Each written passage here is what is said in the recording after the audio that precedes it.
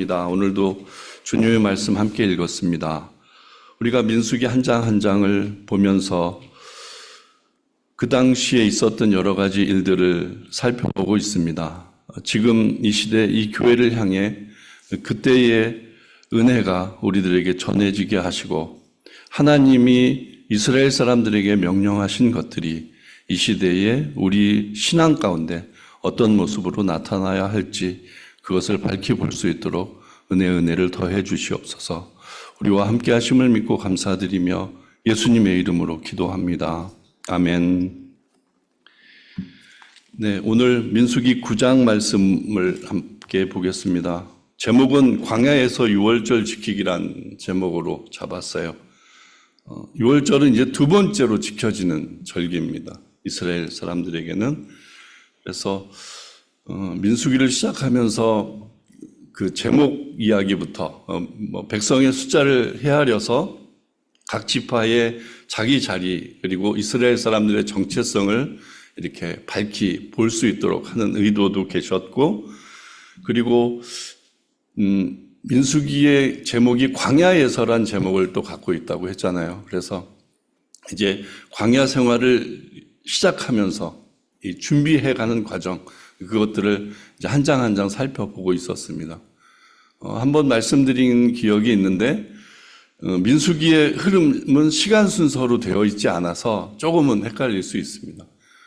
왜냐하면 출애굽기를 통해서 이제 성막이 지어졌어요. 성막이 지어졌고, 그리고 성막이 지어진 다음에 이렇게 민수기가 시작되고 있거든요. 근데 1장 1절은 2월 1일부터 시작돼요. 2월 1일에 백성의 숫자를 헤아려라. 지파대로 명수를 헤아려라. 이런 명령을 내리시거든요.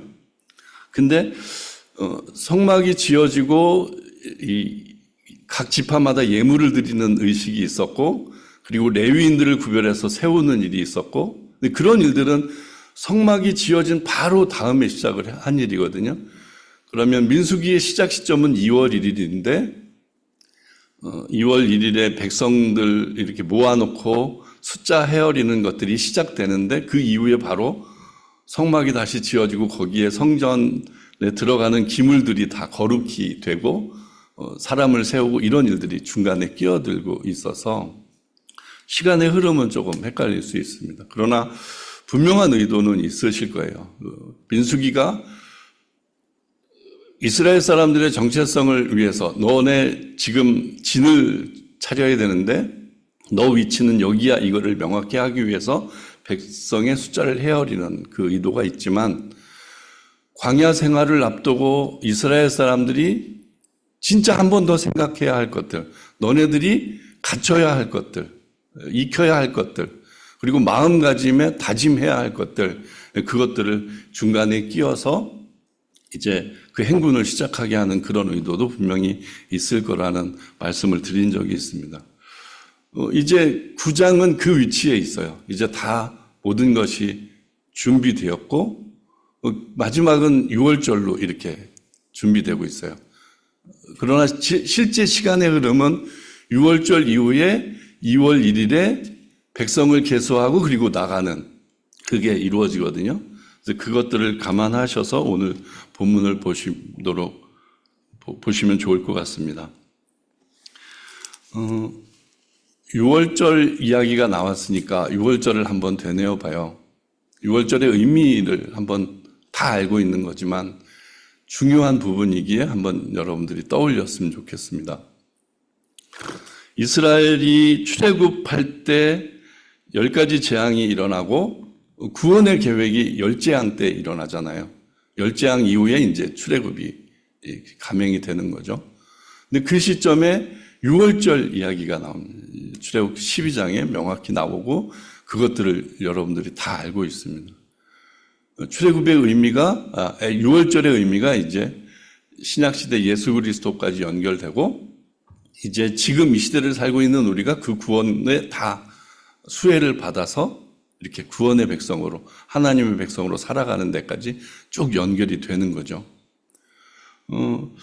그런 측면에서 유월절은 우리 신앙에 굉장히 중요한 증거들을 두고 있어요.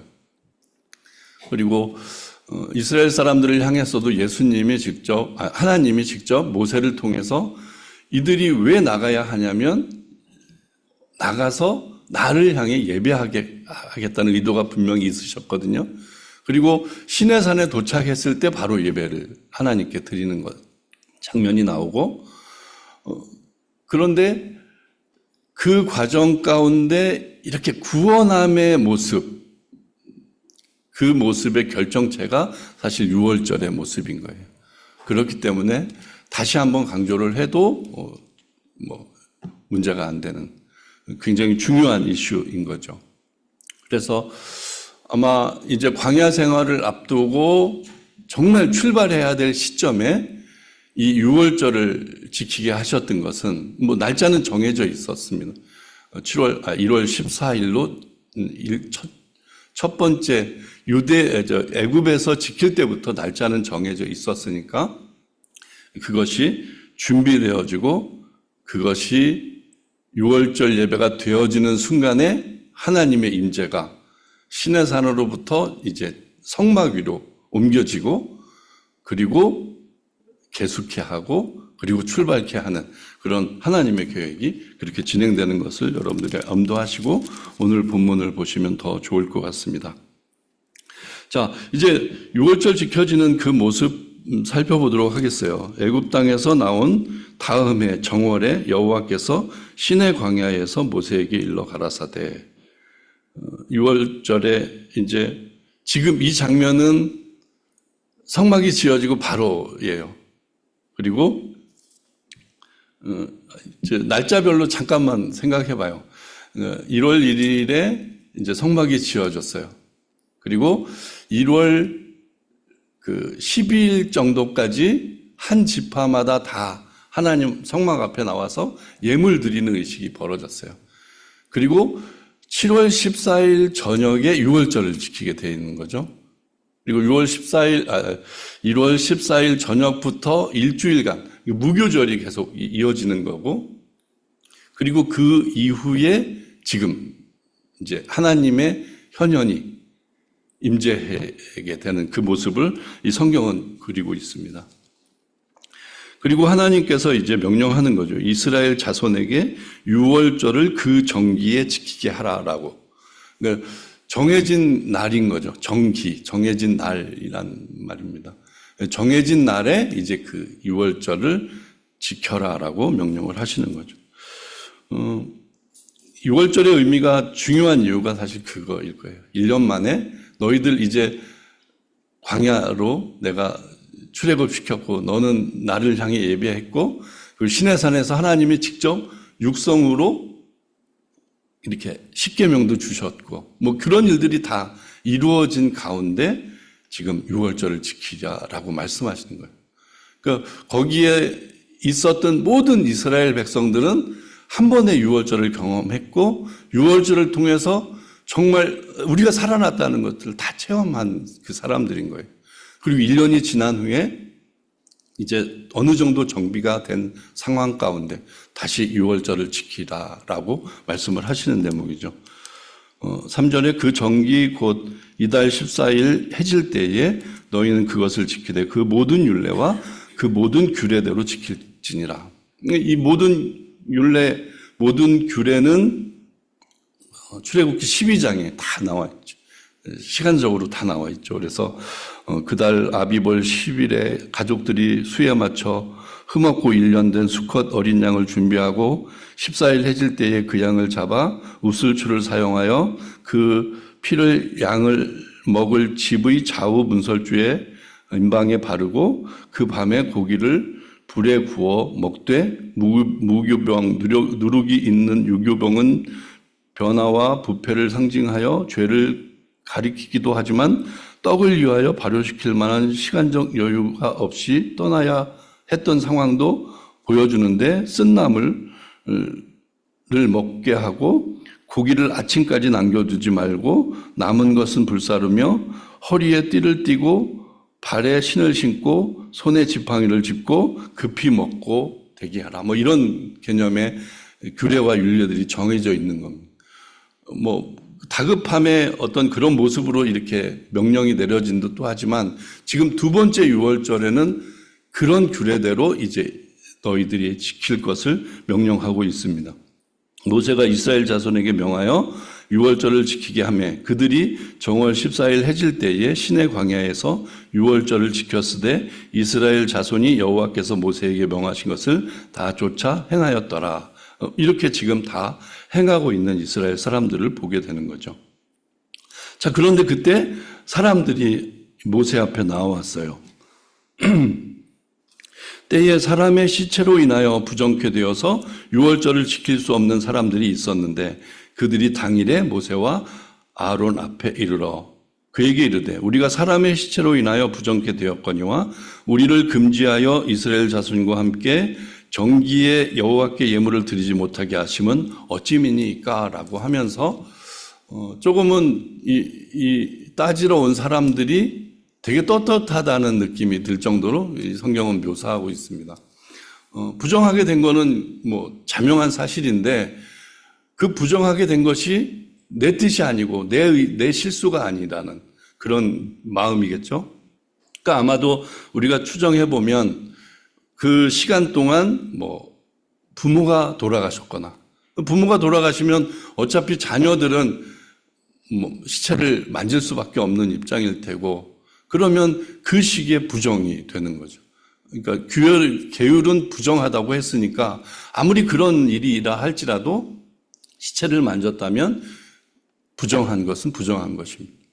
그런데 이 사람의 입장, 이 사람이 이렇게 그런 계율, 그 계명을 알면서도 모세 앞에 나와서 이렇게 호소하는 것은 그 마음을 좀 엿볼 수 있습니다. 억울하다는 거죠. 나도 지금 얼마 전에 경험한 12지파가 한 지파씩 나가서 하나님께 경배하고 예물 바치고 막 그런 일들을 보아하니 나도 마음이 너무 기쁘고 너무 하나님께 기꺼이 바치고 싶은 마음이 있는데 내 실수도 아닌 그냥 자연스럽게 되어진 일 때문에 내가 부정하게 돼서 여기에 참여 못하면 나는 정말 억울합니다. 이런 표현으로 지금 그 앞에 나가서 묻는 거죠. 그 마음을 우리가 좀 읽을 수 있어야 할 것 같습니다. 부정하게 된 것은 부정한 게 된 것이죠. 그런데 하나님의 입장에서도 내가 부정하다고 한 것을 이 시점에 내가 어떻게 해줄 수도 없는 것이고, 막 그런 그 갈등 요인이 분명히 있는 겁니다. 그런데 모세가 이제 그 이야기를 듣고 이렇게 대답을 해요. 8절에 모세가 그들에게 이르되 기다리라 여호와께서 모세에게 대하여 어떻게 명하시는지 내가 들으리라 라고 하는 거죠. 여느 때 같으면 그냥 하나님께서 내려주신 명령이니까 이렇게 정해진 대로 그냥 이야기할 수 있었을 거예요. 그 부정한 거니까 일주일 기다려야 돼. 그거 다 율법대로 해야 돼. 이렇게 얘기할 수 있었을 겁니다.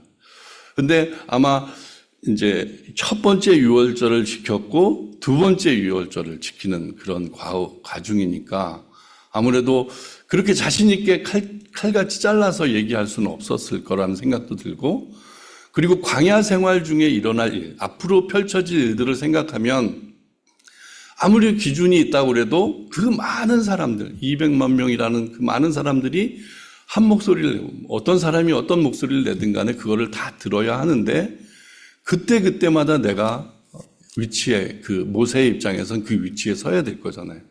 그러면 이제 앞으로의 광야 생활은 내 기준이 아닌 이제 하나님이 어떻게 하시는지를 물어야 하겠다. 이런 기준으로 아마 처음에 이렇게 대답한 거라는 생각이 듭니다. 뭐 계속 그런 장면들이 나오잖아요. 뭐 뭔가 문제가 생기면 하나님께 나아가서 하나님 이렇습니다. 뭐 이렇게 이제 대화하면서 광야 생활의 주종을 이룹니다.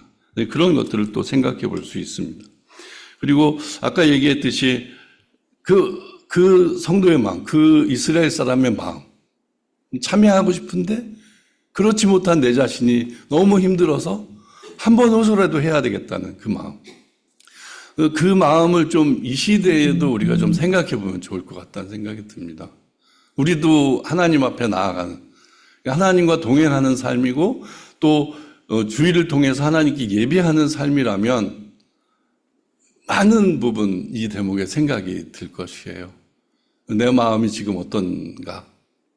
매주 드리는 그 찐눌림, 억눌림이라고 생각하는 진미일 수도 있고, 나올 때마다 내 마음이 이렇게 점검되어야 할 것입니다. 근데 하나님께 호소하는 그 마음이 우리들에게 좀 깃들여지면 좋을 것 같아서 한번 이 말씀도 드려봅니다. 그리고 이제 하나님께 여쭤보니까 여호와께서 모세에게 일러 가라사대 이스라엘 자손에게 구하여 이르라 너희나 너희 후손 중에 시체로 인하여 부정케 되든지 먼 여행 중에 있든지 할지라도 다 여호와 앞에 마땅히 유월절을 지키되 2월 14일 해질 때에 그것을 지켜서 어린 양과 무교병과 쓴 나무를 아울러 먹을 것이요 아침까지 그것을 조금도 남겨두지 말며 그 뼈를 하나도 꺾지 말아서 유월절 모든 율례대로 지킬 것이니라 라고 답을 해주시는 거죠. 그러면 그때 참여 못하면 이제 한 달 뒤에 이렇게 그 일들을 하게끔 지금 이제 10장에 보면 2월 20일에 이제 출발되는 그 장면이 나오거든요. 그때 구름기둥, 불기둥이 움직이니까 그때 이제 출정을 하는 거죠. 그러면 그 전까지는 한 번의 기회가 있는, 그에게도 유월절을 지킬, 하나님께 나아가 예배하고 예물 드릴 기회가 주어진 것입니다. 그러니까 그런 과정을 우리가 좀 마음속에 묵상해 가면서 우리들의 예배 생활에 적용을 해보면 좋을 것 같습니다. 좀 이렇게 드는 생각이, 여기에 이제 그 다음 장면에 그런 이야기가 나오잖아요. 13절에 보면 그러나 사람이 정결도 하고 여행 중에도 있지 아니하면서 유월절을 지키지 않으냐 하는 자는 그 백성 중에서 끊쳐지리니 이런 사람은 그 정기에 여호와께 예물을 드리지 아니하였은즉 그 죄를 당할지며. 그러니까 예배를 향한 핑계들이 우리들은 늘 있게 마련이고 그런 것들을 대하는 우리들의 마음을 이 말씀 속에 비추어서 조금은 생각해 보면 좋을 것 같습니다. 정말 사정이 있어서 그런 경우도 있었을 거예요. 그러나 사정이 있어서 하나님께서 기회를 주셨는데 또 정작 사정이 없는데도 또 이런 마음이 든다면 또 이런 측면으로도 우리가 한번 생각해 보면 좋을 것 같습니다. 그리고 14절에 만일 타국인이 너희 중에 우거하여 여호와 앞에 유월절을 지키고자 하면 유월절 율례대로 그 규례를 따라서 행할지니 우거한 자에게나 본토인에게나 그 율례는 동일할 것이니라 라고 하면서 이 복음의 확장성까지 다 이제 여기에 깃들여서 포함하고 있어요.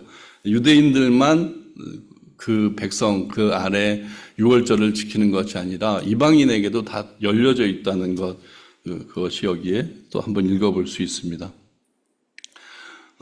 그리고 지금 여기에서 유월절을 지키는 과정에 유월절 개념을 제가 한 가지 더 말씀을 드리고 싶은 게 유월절이라고 떠올리면 아까 구원이 가장 증거로 나타난 것이라고 얘기했고 그것이 예수 그리스도까지 연결되는 모습으로 이야기했잖아요.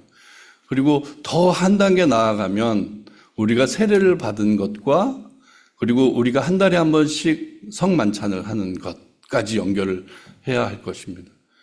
왜냐하면 그 중심에는 희생양이 있어요.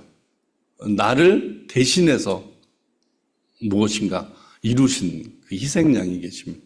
그 예수님이 계시고 지금 이 시대를 살면서 많은 어긋남이 있고 많은 우리 심정 가운데 죄악이 있지만 그래도 그 모든 것을 짊어지고 간 것을 알고 믿고 있기 때문에 우리는 이 기회를 얻는 거잖아요. 한 번의 소망을 더 갖는 거고요.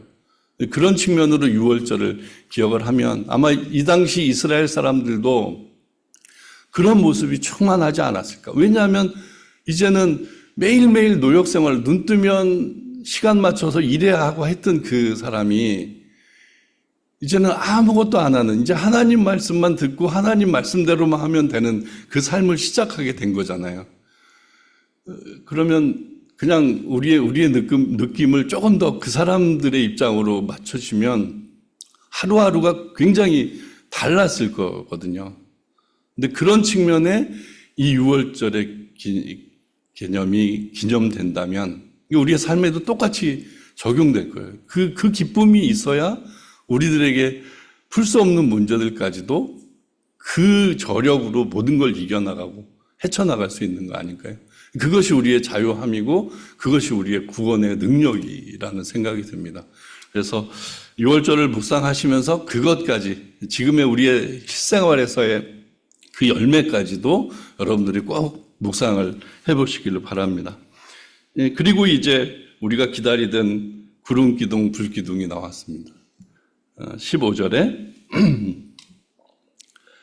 성막을 세운 날에 구름이 성막 곧 증거막을 덮었고 저녁이 되면 성막 위에 불 모양 같은 것이 나타나서 아침까지 이르렀으니 항상 그러하여 낮에는 구름이 그것을 덮었고 밤에는 불 모양이 있었는데 이 묘사가 제일 정확한 것 같습니다. 어디 보면 이제 구름기둥, 불기둥이라는 표현도 나오는데 뭐 이미지를 이렇게 그려보면 어떤 모습일까 그 생각하잖아요. 근데 어떤 분이 그렇게 얘기하더라고요. 어떤 분인지 기억을 내가 갑자기 생각이 안 나는데 이스라엘은 굉장히 강렬한 태양이 비치는 곳이기 때문에 구름 한 점만 있어도 굉장히 태가 난대요. 왜냐하면 그 구름이 한 점 있으면 그 밑에는 진짜 그늘이 진 느낌, 그렇게 확연히 보인다는 거죠. 그러면 멀리서 보더라도 이 성막 위에 구름이 이렇게 있다면 떼약볕이 내려지는 가운데 그 그늘이 있게 되는 거죠. 멀리서 보면 그게 구름 기둥처럼 보일 수 있다는, 그게 제일 와닿는 것 같습니다. 불기둥도 마찬가지죠. 그 구름 가운데 불이 인다고 지금 여기에 표현하고 있으니까 껌껌한데 거기에서 빛이 이렇게 내려온 듯한 모습일 거잖아요. 그러면 지금도 이렇게 햇볕 지나가다 보면 구름 사이로 이렇게 기둥처럼 보이는 그런 것들일 텐데 그런 모습일까라는 생각이 듭니다. 그런 것들이 지금 이 성막 위에 있는 거죠.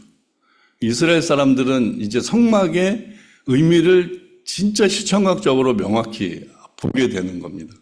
그러니까 하나님이 내가 너희와 함께 할 성막을 지으라고 하셨으니까요. 근데 이 성막이 지어지기 전까지는 아마 그 시내산에 이렇게 모세가 십계명 받으러 갔던 곳에 이렇게 구름이 쳐져 있던 그런 모습으로 계신 모습만 봤을 텐데 내가 너희와 함께 하겠다. 내가 거할 성막을 지어라 하신 그 부분이 피력되고 거기 위에 이렇게 딱 임재하는 그 모습이 이렇게 펼쳐지는 거죠. 그 모습을 여러분들이 보시길 바랍니다.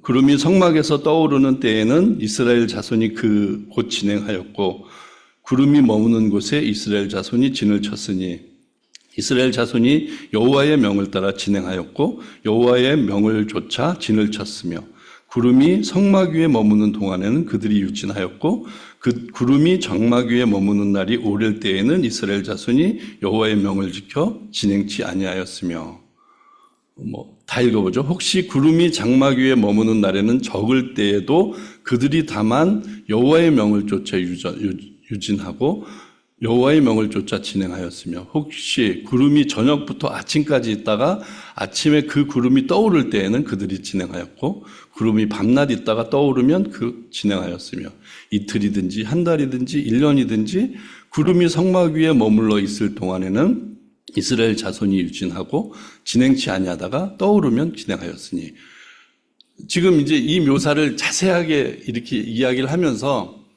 계속 강조하고 있는 부분이 있습니다. 여호와의 명을 따라 이게 이제 8번이나 반복이 돼요.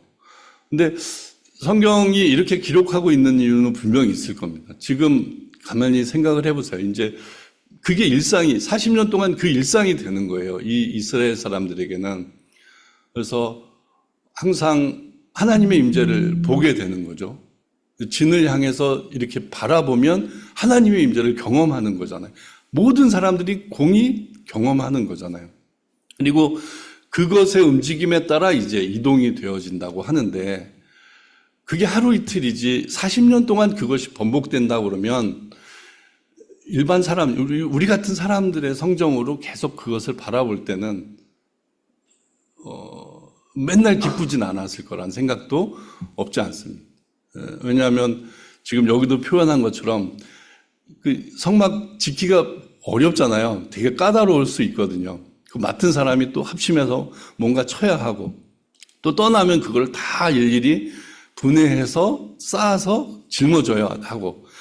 근데 여기 표현 보면 이틀 만에, 이틀이든지 한 달이든지 1년이든지 이렇게 표현되어 있는 것을 보면 이틀이라고 쳤을 때 여러분들 어떻겠어요?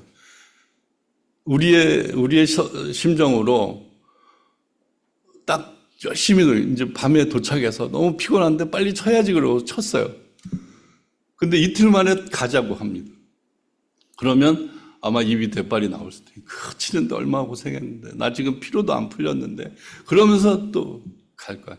근데 그런 것들 때문에라도 지금 이렇게 몇 절을 통해서 여호와의 명을 따라, 여호와의 명을 따라 이렇게 했다는 거를 이렇게 강조해서 표현한 듯 합니다. 그러니까 우리들의 일상이 사실은 광야에서의 이 이스라엘 사람들의 일상인 것이죠. 많은 부분이 중첩되어 있다는 것을 살펴볼 수 있는 대목입니다.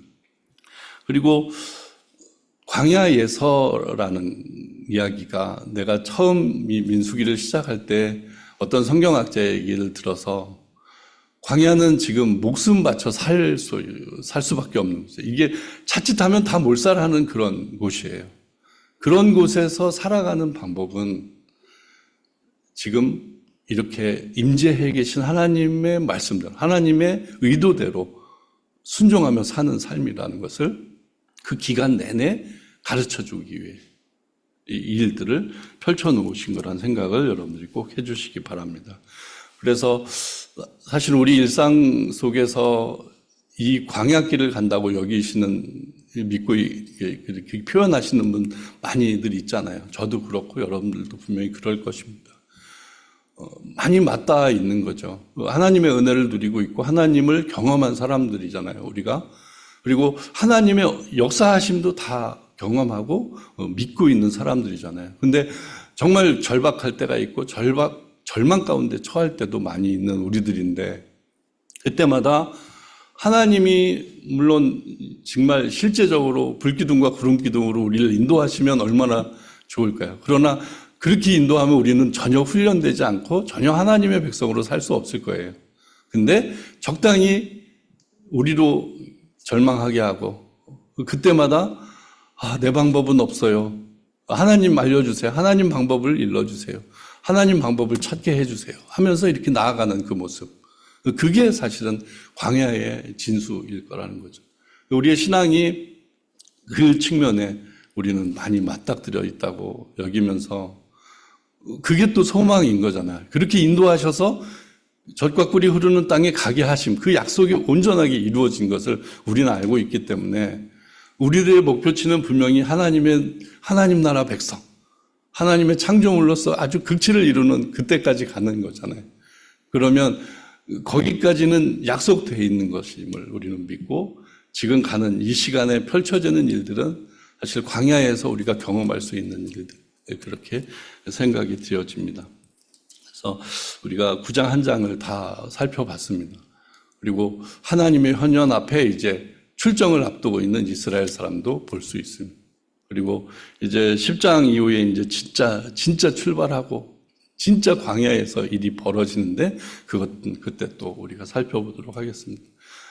일주일 내내 한번 오늘 이 9장을 붙드시고 6월절의 의미와 그리고 그것을 경험케 하시고 이제 광야로 출발시키기 전에 하나님의 임재가 명확하게 보여지는 그리고 그 명령에 따라 가야만 하는 그 절대적인 명령이 우리들에게 주어진 것까지 쭉 일주일 내내 묵상하시고 그것에서 얻은 은혜들을 가족과 주변 분들과 나누시고 한 주간도 승리하시길 주님의 이름으로 부탁드립니다.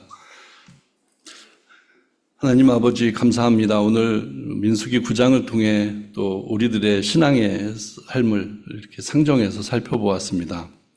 유월절을 경험한 우리들, 구원을 경험한 우리들, 또 세례를 경험하고 또 성찬을 경험한 우리들입니다. 늘 그 시간 가운데 하나님께서 우리에게 행하신 일, 우리 이루신 일, 그것을 만끽하며 기뻐할 수 있도록 인도하시고, 우리가 절망 중에 있다면, 또 부딪힘과 갈등 가운데 있다면 다시 소망 갖게 하시고, 또 주님의 뜻을 구하는 우리들 되게 하여 주시옵소서. 우리들에게 동행의 놀라우신 은혜를 체험케 하시고, 하나님께서 동행하심으로 우리가 이렇게 기쁨을 누리는 바고 자랑하며 증거할 수 있도록 인도하옵소서. 함께 하심을 믿고 감사드리며 예수님의 이름으로 기도합니다. 아멘.